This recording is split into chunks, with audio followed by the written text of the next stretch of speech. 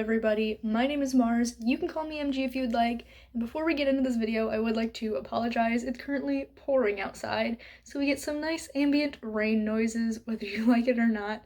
It's just the situation for the video, so sorry I can't really do anything about it. But this video is my top 23 books that I read in 2023. When I first sat down to prep for this and make a list of my favorite books that I read this year, it was like 20 or 21 on there, so I was like, I could find a couple of more books to add. And we are going to be putting these with specific numbers and starting with the 23rd entry on the list and then moving up to the first. But the numbers don't really mean much. Like, the number one entry is the number one entry, but after that, it's kind of like all of the ones that are adjacent can kind of shift around a little bit, and they're just at the number they're at because that's the number I felt like they deserved in this moment. When I think about it on a different day, it might change. Regardless, these are the 23 with an asterisk because it's me, best books that I personally read this year. Starting off with number 23, we have Jurassic Park by Michael Crichton. I read this in October, and it is quite dense and doesn't have the best pacing to start off with. Like, the first 200 pages, nothing really happens, but once we really get into the action, it's so good. The tension in this, when you get to the, dinosaur scenes with the T-Rex and the velociraptors and everything, I was literally on edge, my heart pounding while reading those scenes. I also had the audiobook going while I was reading physically, which I think helped a lot, especially when we got to the scientific jargon and all of that, because I'm not really scientifically minded, but hearing someone say these things out loud made them make more sense for me. But overall, I had a great time reading this, and I do want to pick up the sequel, but it is entry number 23 on the list, just barely making it on. At number 22, we have Howl's Moving Castle by Diana Wynne Jones, which I read over the summer with the Nostalgia Trade Book Club, and I had a great time. I do think I like the movie just a little bit more, but it might be the nostalgia of it because I've loved that movie for years and years and years, whereas this was my first time reading this, but it was still really fun. The differences between the book and the movie are quite jarring, so if you haven't read this before but you've seen the movie, just know that the entire second half completely changed, but it was still a really adorable book and a really fun time for me. Entry number 21 is The City We Became by N.K. Jemisin. This is a cosmic horror dystopia-ish. I feel like it toes the line there with some of the ideas, and it's about people being sentient New York City. It's kind of hard for me to describe, but it was really good, way out of my comfort zone. I love horror and I love cosmic horror, but the more modern style that N.K. Jemisin has is not stuff that I really read. So I was very surprised when I got into it, and I just loved it right from the start. And this does have a sequel that I almost bought once when I saw it in the bookstore on an impulse, and then I saw that it was way too expensive for me to buy at this point in time, so I have not gotten to the sequel yet, but I really want to read it. Book number 20 is So This Is Ever After by F.T. Lukens, which was the first book that I've read by this author, and also the only book, because we know I'm terrible at following up, and I enjoyed this so much. It's so cute. If you want a low stakes, high character driven story, this is the book for you. It is a fantasy that takes place after the big bad has already been defeated, and our main character is just trying to figure out, what do I do next? And it's cute, it's queer, it's a quick read, so I really had a great time reading it. Then in the 19th spot, we have Dead of Winter by Darcy Coates, which I just recently read a few weeks ago, and I have a vlog of my reading experience if you want to check that out. This was just an absolutely wild read. There was one point where, close to the end, I messaged in a Discord that I'm in saying something about how what I thought was going to happen or what I wanted to happen with regards to who the culprit was didn't happen, and what if I write fan fiction that's just this book except it's who I think it should be that's the killer. But then I read 20 more pages, and then we had a second reveal, and I'm like, oh my god, I was correct the whole time, what the heck? it was crazy. Just watch the vlog if you want my like play-by-play reactions to this, but this year I really started to love Darcy Coates' books. I read a couple of them and I look forward to reading more in the future. In spot number 18, we have The Seven and a Half Deaths of Evelyn Hardcastle, or as the audiobook says, Evelyn Hardcastle. I didn't know that's how that name was pronounced in England, but apparently so. Uh, this is another book that I read, the physical book, while listening to the audiobook like Jurassic Park, and I felt like that really helped because this involves a time loop and like characters jumping heads and a murder mystery where you don't really see all sides of it until the very end when it all comes together, and it was kind of confusing at first, but having the audiobook definitely helped me follow along, and that reveal of like the murder mystery truth completely blew my mind. It was so good, and I would highly recommend if you're into murder mysteries and things are just a little bit off, like time loops and stuff. It does that aspect really well. Book 17 is All Our Hidden Gifts by Caroline O'Donoghue, another first book in a series where I haven't continued on with the series because I'm really bad at doing that, but this is so good. It deals with witchcraft and it takes place in Ireland, right? I don't know why I'm doubting myself, but basically our main character Maeve, her best friend goes missing after a strange encounter that they have with these tarot cards that Maeve found, and she has to figure out what happened to her friend. There's this like religious cult thing going on in the background. She's also got a budding romance with her best friend's sibling. There's queer stuff going on, which we all know I love. This is just a really fun book, and I cannot wait to one day get to the rest of the series. Entry number 16 is Hell Followed With Us by Andrew Joseph White. First of all, can we just admire this cover? This was definitely a cover buy, at least at first. Like, I saw the cover and I'm like, holy crap, what is that? And then I actually read the flap and I'm like, yeah, I have to get this book. This is about a trans boy during the apocalypse, and there's like obviously dystopian vibes because it's the apocalypse. There's like genetic mutations and religious trauma, and one of the main characters is autistic, which we know I love to read about. And I wanted so badly to read this author's newest book that came out this year, which is about a an autistic trans boy in, I believe, Victorian times who can see ghosts or something like that. I don't know. It sounded amazing. The book is also beautiful, just like this one. Unfortunately, I did not have it in my budget to buy it, but hopefully one day soon. This book was so good, and I cannot wait to read other books by this author. Up next, in spot number 15, we have Iron Wolf by Siri Pedersen. This is the first book in the Vardari series. I read her first trilogy, which is The Raven Rings, and absolutely adored it. It was so good. The first book is amazing, but then the sequel and the third book get even better. So this was one of my most anticipated releases, and I read it, and it's so good. Unfortunately, the second book in the series isn't coming out in English until I think 2025. So that's very sad, but what can you do?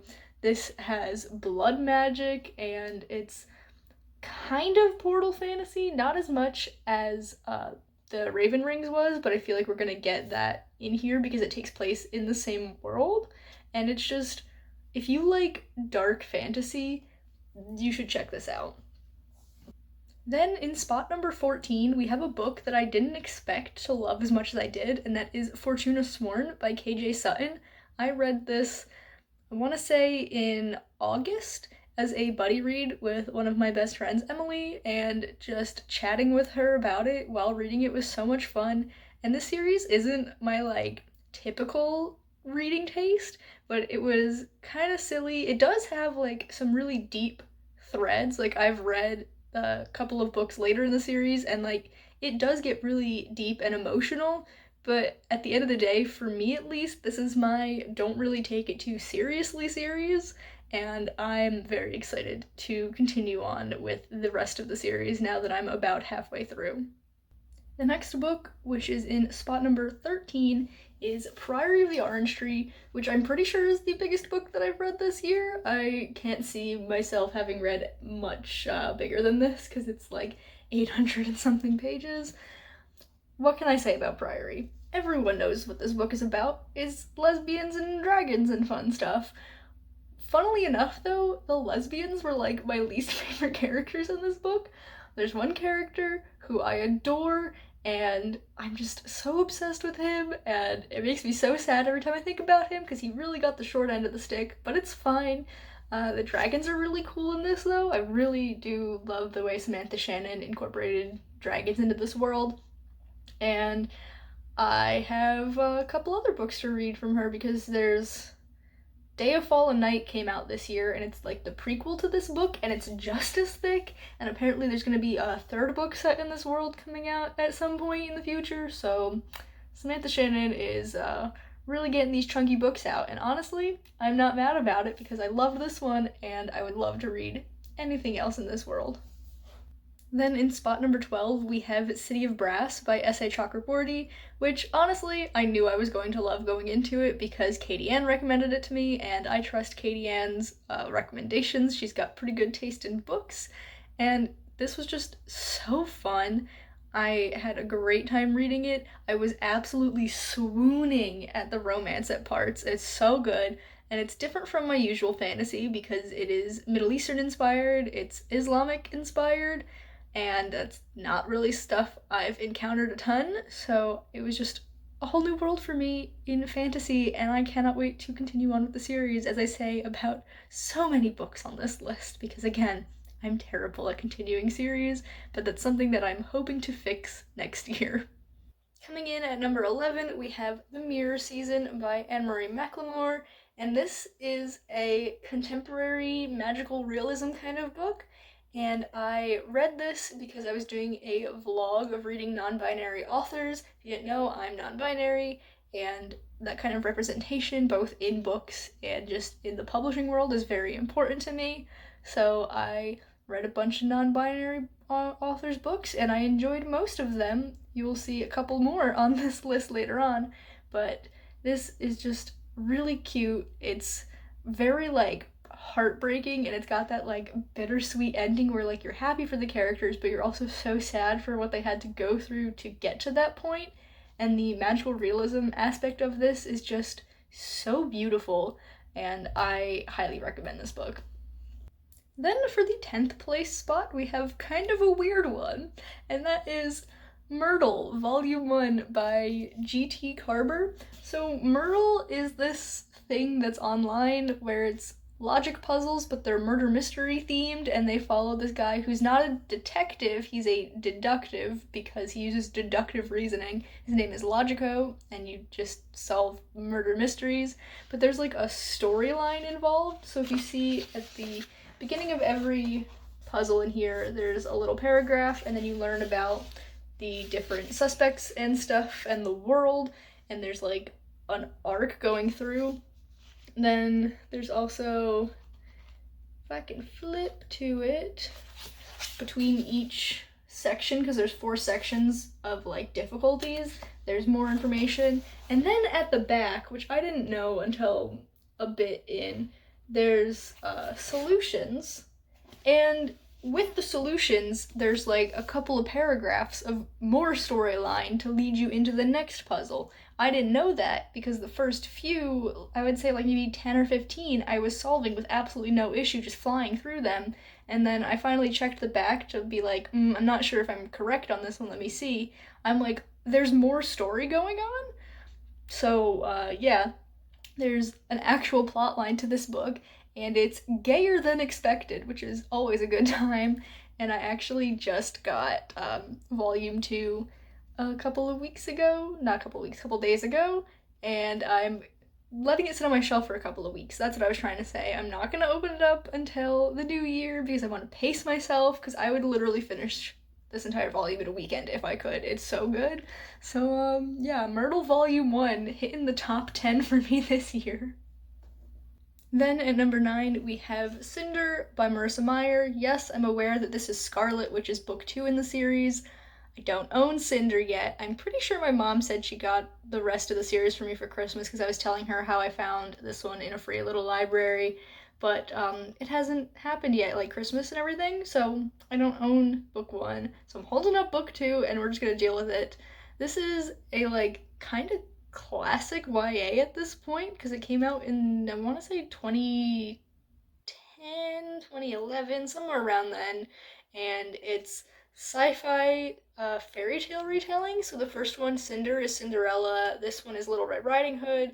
There's also Rapunzel and Snow White, and it just shocked me with how amazing it is because it's 2010s YA, and like I'm not saying that's a bad genre. It's just a very specific time period for YA, I feel, and this felt more timeless to me. And I have read Cinder and Scarlet. They're both very good. I just liked Cinder more, and I'm excited to read the rest of the series. Then at the eighth spot, we're kind of cheating because I have two books here, and that is The Last Graduate and The Golden Enclaves by Naomi Novik. These are books two and three in the Scholomance, and the only reason book one isn't on this list is because I read it in 2022. I cried during both of these. It's so good. I love the characters so much. Elle and Orion and everyone else. Just fantastic. I love the world that has been created. And I know this series has had some issues, but I just adore them so much. And Naomi Novik has certainly cemented herself as one of my favorite authors between this series and Uprooted. One day I'll read her other books, but for now, these have such a big place in my heart that I could put off reading her other books for at least a little bit while I think about these. Number 7 on this list is Delicious Monsters by Lizelle Sambury. Again, a really cool cover. Love it so much. This is a YA horror thriller supernatural. Main character can see ghost. One of the main characters, there's two timelines. And the only reason this didn't rank higher than 7th is because I feel like the present timeline wasn't really utilized as well as I think it could have been. I feel like it kind of lacks in comparison to the past timeline, but I still really love this and I cannot wait for her newest YA thriller horror, whatever it is, to come out. I believe comes out in February and it's called Tender Beasts. I'm just so excited for it. In the 6th spot, we have Pet by Akwaeke Emezi. This was also read for my non-binary authors vlog. It's a very little one, and it's a great book anyway. I feel like novellas are usually hit or miss because they are either done so well and so succinctly that you know that the author didn't want to pad it out with more fluff, or you feel like there wasn't enough there. This is one where it was done so well and you just didn't need anything else. But it follows Jam, who lets an angel out, and things happen. It's another one of those books that's so good and so heartbreaking that you're glad it made you sad because it covers some really hard topics. And it has a prequel called Bitter. We know I didn't read it because I'm very bad at reading other books and series, but it's just so good, and I'm pretty sure I cried, and if I didn't cry the first time, if I were to reread this, I know I would cry. Clocking in at number 5, we have the first of 3 manga on this list. So yes, 3 of my top 5 are manga. Who's surprised? But at number 5, we have Dungeon Meshy, which is your typical, like, D&D style fantasy series, and it follows an adventuring party as they travel through the dungeon to rescue one of their members who was eaten by a dragon. And in order to save time and money, instead of buying food supplies, they just eat the monsters that they come across as they go. And that's only the beginning of the premise. It gets so far from that, but also still has that vein carrying throughout the entire story. I loved it. I binge read it, and it's just so good. I could not recommend this enough. I don't want to spoil it, but like the entire like final act, oh, it's so amazing, and it's really good. Read Dungeon Meshy. It's also called Delicious in Dungeon, I think is the actual English translation, but I've only ever heard people call it Dungeon Meshy, so just check it out, please. Next up in 4th place, we have a book that for a good 6 or 7 months was my number 1 up until about September. That is Iron Widow by Sharon J. Zhao. I read this in February, and I was convinced this is going to be my favorite book of the month, or book of the year, until September came, and then I read a bunch of really good things in like September, October. So, yeah, Iron Widow. Mega hit. It's so good. It is a YA sci-fi. Well, it kind of like borders on to new adult, I would say. And the sequel was supposed to come out this year, and I would have bought it immediately. I know I'm bad at sequels, but this is one where I would have picked it up in an instant, but it was postponed, so it's coming out next year, and you know I'm buying that bad boy because holy crap, the ending on this, I just have to know what happens next. Coming in at number 3, we have Mob Psycho 100 by One, which is a manga, clearly, and it's actually a little bit of a cheat to put this here because I knew I loved this series because it's one of my favorite anime, and I was just reading the manga adaptation and it was just so good I couldn't not put it on this list, and obviously it has to rank super duper high. I've talked about this series a ton, you don't need me to go into it here. Basically, it just follows Mob, who is a middle schooler with psychic powers, and he becomes apprenticed to a man named Reagan who says he has spiritual powers. He's a big fat liar. Things happen. It's really good. Similarly, at number 2, we have Full Metal Alchemist by Hiromu Arakawa. Again, I love the anime adaptations, but this was my first time reading the entire manga, and it's so good. I feel like to get the truest experience of the story, you really need to read the manga because the adaptations are great, but they don't really hit as hard as the manga, I feel. So I definitely cried at least once while reading this, probably multiple times, and it's just amazing. Everyone knows Full Metal Alchemist at this point. Edward and his brother Alphonse, they do alchemy, they made a big mistake, they're trying to fix it. Things happen. And finally, coming in at number 1, we have a book that I originally read as an ebook, and then it just completely blew me away, and I had to buy a physical copy. That is An Enchantment of Ravens by Margaret Rogerson. Words cannot express how much I loved this book. It just completely blew me away, and I didn't expect it. It's just amazing. It follows Isabel, who is a painter, and basically in this world, the Fae can't do like artistic things. I think it's called crafting. There's no thing on the back like I thought there was. But like, so they can't paint, they can't cook, they can't write, they can't do any of that. So they hire humans to do it for them. And Isabel ends up doing a painting for Rook, who is a member of the Autumn Court, and she does something that pisses him off, and so he's like, you're coming to atone for this grievance that you've caused me, and then they end up falling in love because it's like, I wouldn't call it romantasy, but it's fantasy with a strong romantic element, I think. At least my opinion. Other people might have a different idea, but I really, really loved this. My favorite part is there's a scene where Isabel is finished bathing and she's kind of like hearing weird things. She looks around the tree and she sees Rook doing stuff, and she's like, in her internal monologue, she's like, how much of a creep must I look hiding here naked and wet in a bush like some goblin and just watching him? And I'm just like, that's it, sold, love this book. It's really, really good. And honestly, I wish it had a sequel. It doesn't, but like, I would read 1,000,001 books about Isabel and Rook, which is why this is my number 1 read of 2023.